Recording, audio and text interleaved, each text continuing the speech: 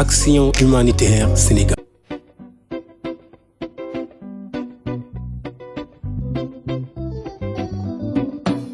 Deux mois après un grand dogu de solidarité, des activités solidaires le jour de la Korité, ASS multiplie ses actions humanitaires. Le dimanche 19 août 2018, 3 jours avant la Tabaski, elle a fait le tour de la capitale et la région de Thiès pour offrir des moutons et des légumes aux écoles coraniques et des familles orphelines qui se trouvent dans ces zones. Avec l'appui de son partenaire, la Goutte d'eau, cette activité dénommée Tabaski solidaire a soulagé beaucoup de pères de famille qui s'évertuent chaque année à l'approche de cette fête pour perpétuer le sacrifice d'Abraham. Oui, aujourd'hui nous sommes là, c'est notre première édition Tabaski solidaire. Comme son nom l'indique, Tabaski, c'est une grande fête pour tous les musulmans et il y a des familles qui n'ont pas les moyens pour célébrer cette fête. À cette occasion, Action humanitaire Sénégal, avec l'appui de son partenaire, la Goutte d'eau et Dr Amdi, a ciblé quelques daras et familles afin de leur donner chacun un mouton. Voilà. Après l'acheminement, la caravane a démarré à 11h. 12h15, à Kër Ndiaye Lo, le dara d'Oustaz Oumar Ba a reçu son mouton en premier. On vous remercie vraiment. Nous vous souhaitons une bonne réussite sur ce que vous faites. Au nom du prophète Mohammed, que Dieu vous accompagne. Cette tête est une grande chose pour nous. Oui, pour nous les Dara. Et si tu aides les Dara, c'est Dieu qui te récompensera demain. Donc voilà, le Saint-Coran n'a pas de prix. Comme il avait dit le bon Dieu, c'est à cause du Saint-Coran qu'on est là aujourd'hui en paix. Donc vraiment, que le Tout-Puissant vous protège.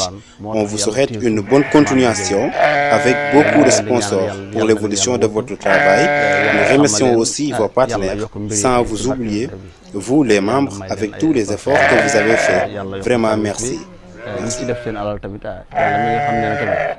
yàlla na leen yàlla fay ci barke yéen ñi tamit nga xam ne dox ngeen ci coono bi yàlla na leen yàlla fay ci barke alxuraan.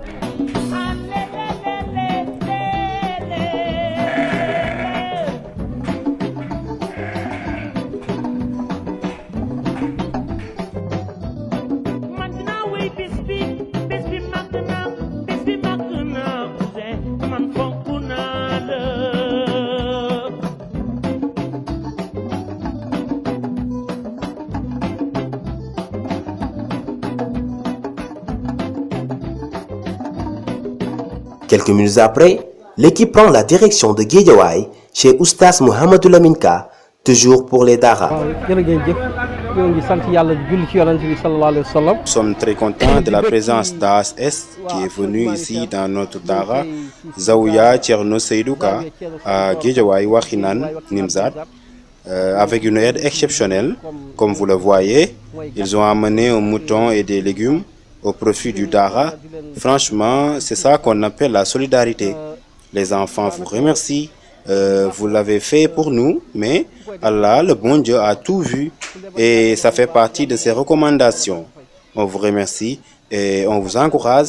Ce qui est important, c'est que vous avez choisi les enfants qui méritent d'être soutenus. Vraiment, qu'Allah, le bon Dieu, vous accompagnera à tout moment. À 13h moins le quart, toujours à Guédiawaye, une famille de notre quartier avait reçu sa part dans cette tournée. Vous avez tout fait, vraiment. Vous avez aidé Mère Ndiaye et vous l'avez commencé depuis longtemps même. Vraiment, nous sommes contents. Le mouton est venu, les denrées de l'autre côté, rien ne manque, rien ne manque. Vous avez tout fait pour elle. Merci encore une fois. Hier, quand j'étais venu, elle m'avait dit que les membres d'ASS ont passé me voir et j'étais très content, oui.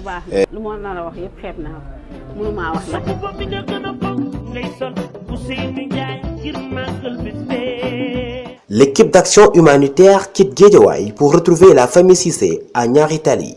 Dans la rue, tout le monde était ému.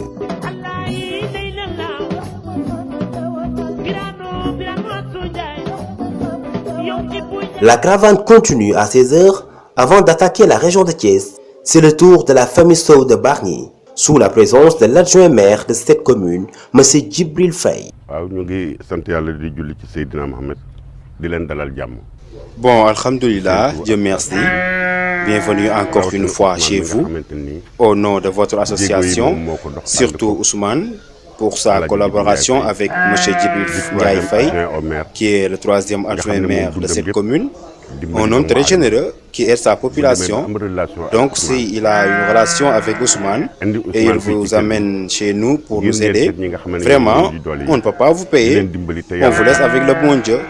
Vous êtes en train d'effectuer des actions importantes aujourd'hui, mais les résultats, vous le verrez demain.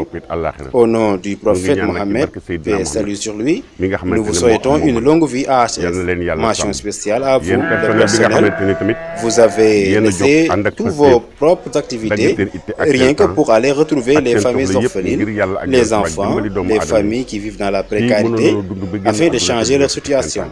Vraiment, rien n'est plus important que ça. Mais tout ça, c'est le bon Dieu. Tout ce qui ressemble, s'assemble. Une réussite totale à vous et à vos partenaires. Dans la vie, tout le monde a besoin d'aide. Oui. Et si vous m'aidez, moi aussi, je vais aider ma famille. Vraiment, je suis content. Dieu sera toujours avec vous.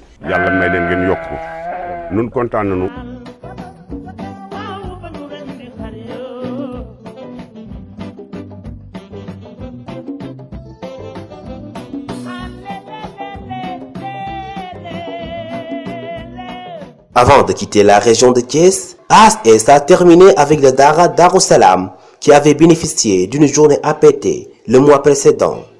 Ñu ngi leen ci sant bu baax di leen ci gërëm bu baax a baax ñu ngi sant itam suñu jigéen bi Joséphine Faye mi nga xam ne moom mooy sabab bi.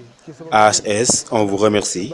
On remercie aussi notre voisine Joséphine Faye, qui est votre collègue, qui vous a amené ici. Elle m'avait appelé depuis avant-hier pour me le dire. Elle m'a donné même votre numéro tout à l'heure et nous sommes très contents de ce que vous avez fait. Oui, ce n'est pas du tout facile. Ça montre que vous êtes avec nous. Donc vraiment, un grand merci à vous. Nous prions encore pour vous, que le mal vous éloigne. Merci Action Humanitaire Sénégal. Merci.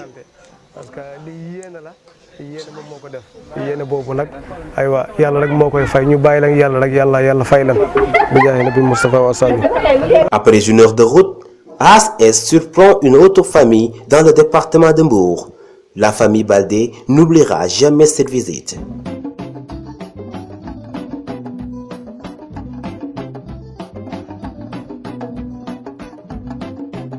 Vers 21h, au Dara Cheikh Ahmed Tidiane Cherif, à la cité Youssou Margan. À Arafat 2, ASS termine avec les familles chez Fatou Diagne. 22h, l'opération prend fin dans le Dara d'Oustassar. C'était la dernière visite. Dieu merci, Dieu merci. On a terminé l'activité. Ce n'était pas facile, mais on a constaté une grande réussite. Juste comme d'habitude, on remercie notre partenaire, la Goutte d'eau, ainsi que Dr Amdi. Khedde aussi, c'est lui qui nous a prêté sa voiture lors de la tournée. Et lui aussi, c'est un membre d'AHS. On remercie également la commission chargée des missions qui a joué un rôle très important dans ce projet. Un grand merci aussi à toutes les autres commissions d'Action Humanitaire Sénégal. Vraiment, on vous remercie. Une grande réussite constatée dans cette première édition Tabaski Solidaire. L'engagement d'Action Humanitaire Sénégal vise à prôner la solidarité partout et pour tous. Action Humanitaire Sénégal, les vrais missionnaires.